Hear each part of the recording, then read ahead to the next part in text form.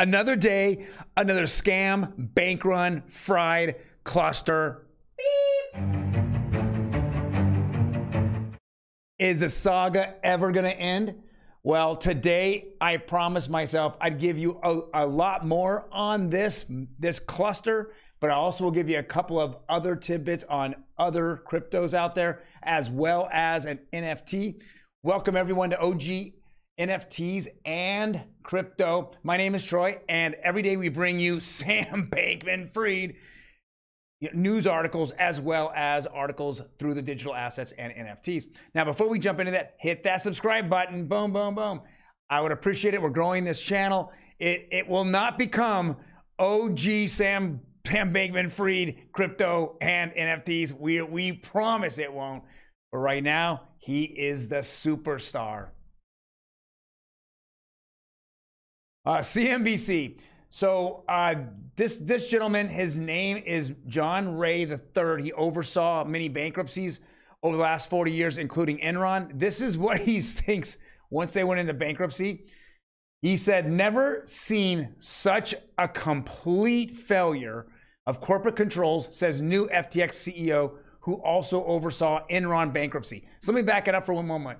The reason why he's the CEO is that when things go really bad and you need to have a neutral third party take a look at the books, figure out what the assets are, this is what this guy is. He basically, as Sam Bankman-fried had stepped down, he then goes into that role because they filed Chapter 7, and now he's going through the books because he wants to liquidate anything that has some kind of value, and then he wants to turn around and he wants to look at the liabilities, and then you're paying the senior liabilities off first, and then you make this huge list of everything you need to do, and that's what he's doing.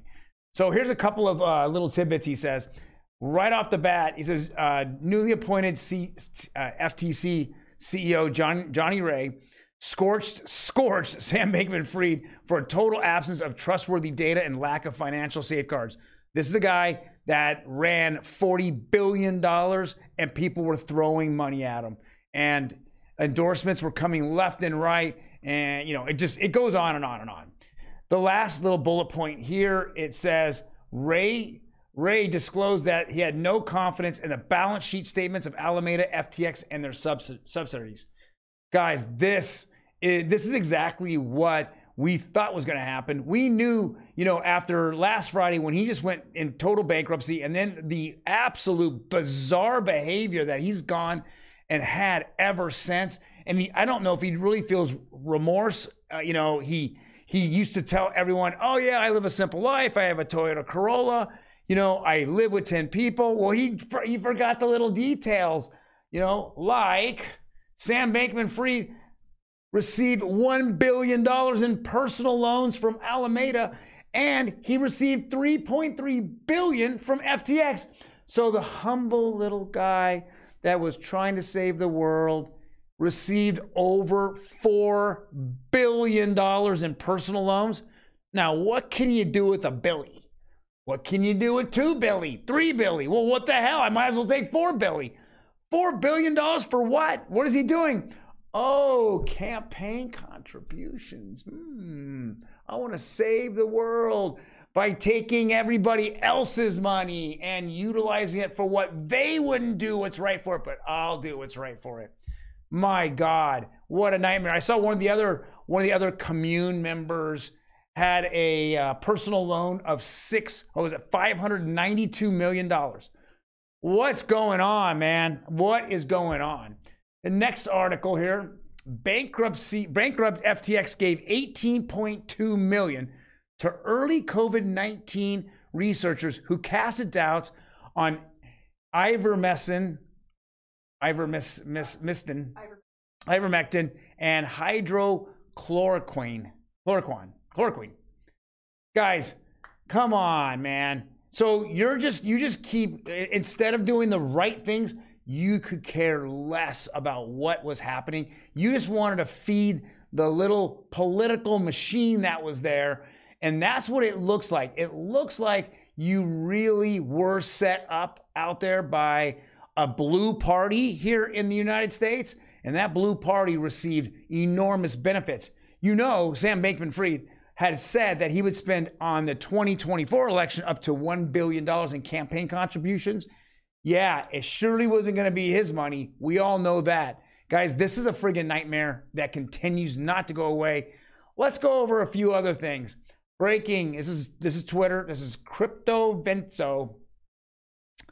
FTX new CEO Johnny Ray has helped oversee some of the biggest bankruptcies ever, including Enron's. Says he's never seen anything as bad as FTX. Guys, you gave little kids money, and this is what they do. They do bad things with them, you know, and then all of a sudden, when the money runs out and mom and dad come showing up, well, then life gets really ugly. In fact, I will say mom and dad didn't show up. Hussein Farhaj of New Genesis showed up, and he brought his ammo, Ben Armstrong, and they really duped the people over there at FTX.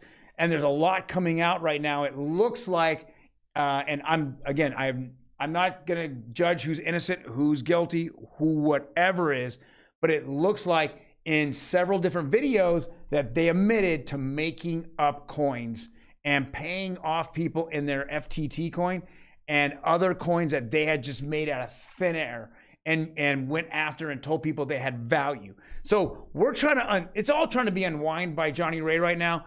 We don't even know that if how long it's going to take to unwind. And the second it unwinds, he needs to sell off the assets. So we got a billion Solana sitting there that's going to hit the market sooner or later. It's going to crush that price, no question.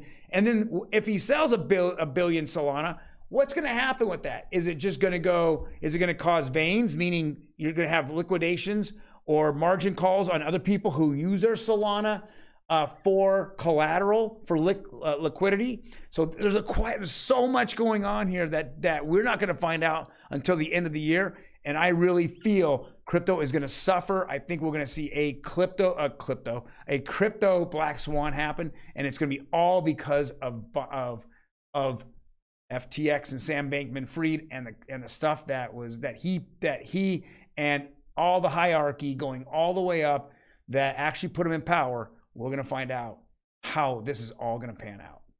Next article: Binance to relaunch bid for bankrupt crypto lender Voyager, the one that Sam Bankman took out. Yep, that's Voyager right there. So this is what Binance is looking at. Of course, just like with anything, it's a fire sale. And if you can get things on fire sale and do the right thing, because now he's going to be scrutinized because of FTX. Well, he might be able to get some people's funds back all the way down to the small investors. I hope it happens. I don't think anyone's gonna be made whole, but at least it's a first step of some crypto healing. Because guys, we need to heal. But first of all, before we can heal, we need to get all the pain out. And this might not happen for another 2, 3, 4 months. And I know you're like, I don't want to listen to OG every single day going over Sam Bankman-Fried, but everything new just keeps happening on a daily basis. Finding out more and more and more. It's just crazy to me. It's absolutely crazy. Next article here. There we go. So the swell event that's happening, and this is probably just something that we just threw up. The swell event, which is a Ripple swell event in London, is just gone crazy. I think a lot is happening out there.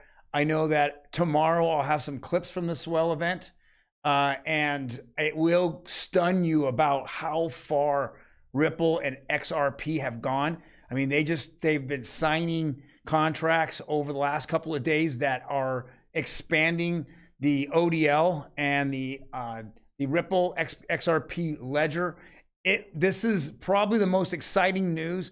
If you guys want utility, you want something that connects, that can actually change the world, disrupt the banking system. This is probably going to be the biggest disruption in the history of any crypto to any industry. There is no question about it.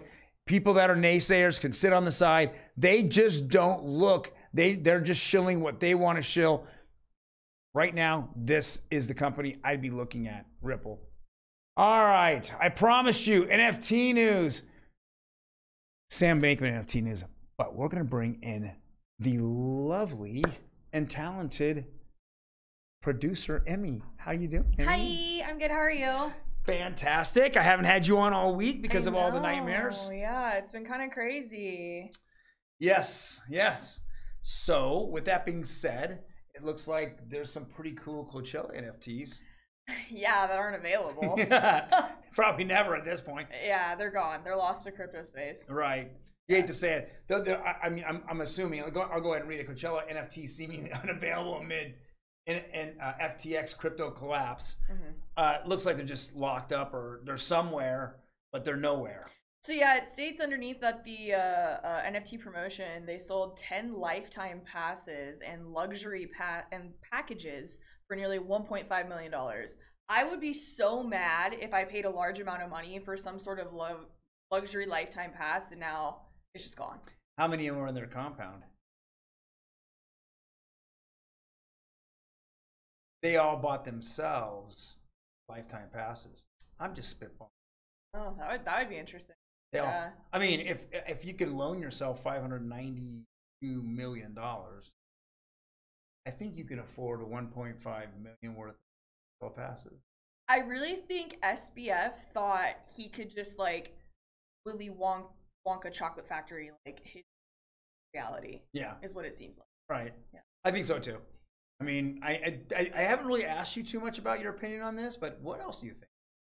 I think he thought he was smarter than everyone else, and he could just rigmarole however much he wanted for however long he wanted with however much money he could possibly grab, and nothing would ever happen to him. And I think it's appropriate that they're calling him like the Wolf of Wall Street version of crypto, but I think it's like the king of stonks.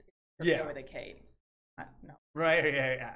And I think that I think part of it was that the contributing factor of giving to one of the blue side, and when the blue came in full power, he never thought that position, since he was donating, tens of millions of dollars, that even if he was caught, it would be just swept under the rug. Yeah, when you bring in the facts of like how he was donating money to the dems or how they were trying to COVID, Ivermectin, like it's so crazy. I don't feel like you could make up a story like this if you freaking tried. Right. It's just so the twists and turns are absolutely insane, and I think that's why everyone's like, so 10-part docuseries, Netflix, where are you at? Because 15 or 20. Yeah. You might want to even leave 25 just in case there's more coming out, because we haven't even heard it all. Especially once we realize exactly how deeply this thing goes and all of the different companies that are going to be greatly affected by it.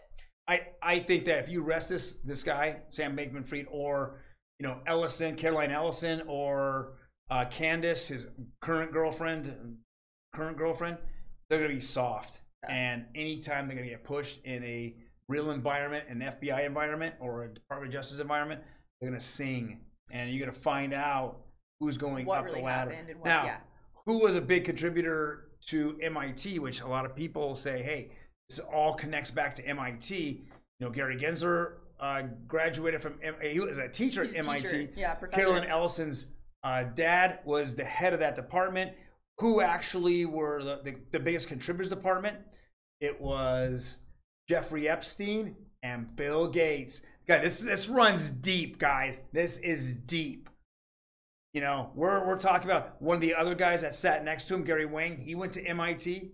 So everything is connecting back to a conspiracy theory, but the dots are just too easy. I almost feel like we need to do a video for them with the big whiteboard. Yeah. Physically showing and connecting all the dots, because it's kind of insane when you really start digging and realize that it goes all the way to Gary Gensler, Jeffrey Epstein, Gates. Yeah. It's like, whoa, like that, we never could have imagined. And this really, to me, this really tells us that we can never have one the blues or the reds in power all the way through, because they will abuse the power, and there is no question that abuse of a power has happened over the last 2 years.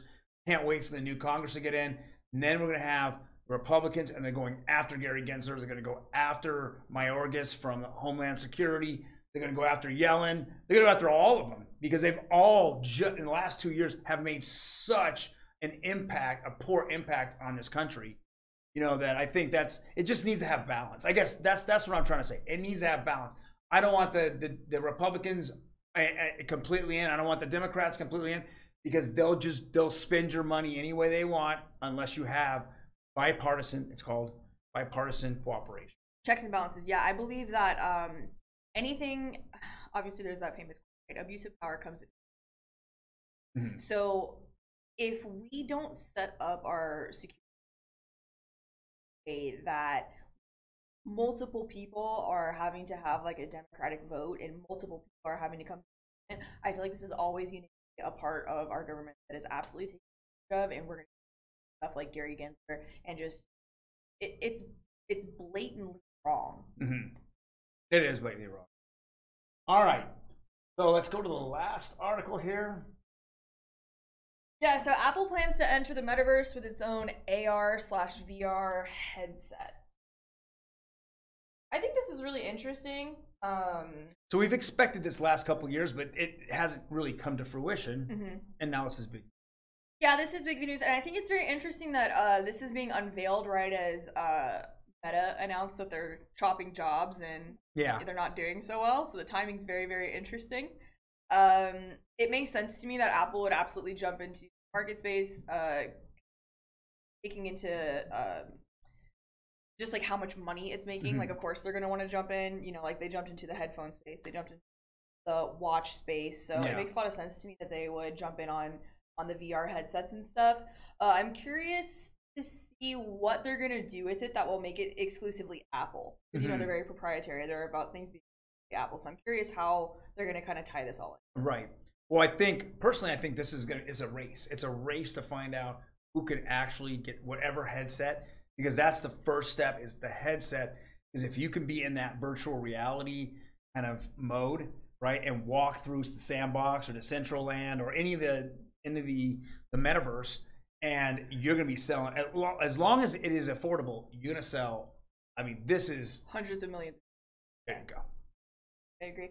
Yeah, I'm very curious because I feel like with Apple, their user experience is always very unique. So I want to know what they're going to do to set themselves apart from Quest, Oculus, what, you know, all the other companies are. I feel like, as we've seen with the iPhone, they are very good about revolutionizing things and making them incredibly simple. Yeah. So me personally, I'm not interested in AR, VR headsets. There's not really anything that I would do currently. But if Apple brought something that was applicable to, who knows, it's so. Let me ask you this: do you play games? No, I don't. Get the point. So I think that's going to go to a big gaming market if they can perfect it, and the games can then make their way into a virtual reality kind of setting, into a much better virtual reality setting. One of the other industries that is being most looked at with AR VR headsets is actually fitness. Oh, really? Yeah, I saw there is a really high-end gym, if you will, in New York, where they put you in a headset and they have you like play the game where you watch these things. That would be pretty cool. It's a fitness. Right. So if they start crossing over into spaces more like that, I could see a lot more of the general population getting into it that are outside of gaming. Yeah. Awesome. Yeah, absolutely. Well, guys, thank you very much for joining us today. I hope that we didn't talk too much about Sam Bankman-Fried. Fraud. Bankman-Fried. And we definitely thank you very much for joining us. You guys. Oh, we have a lot of new subscribers. Welcome to the Fun Bus, guys. Yeah. If you have any comments, please leave them below. I mean, who could come up with the best name for Sam Bankman-Fried? We got Scam, Bank Run, Fraud. Yeah. I mean, is I think that's the best we're gonna get, honestly. Well, I mean, every day there's new news, so there could be another word stuck in and out, right? Yeah. I mean, that could happen. Sam, the scam man. There you go. Him and his homeboy Gensler. Yeah. Krook. Egg boy. All right, guys, well, you take care, and we'll see you tomorrow. Bye.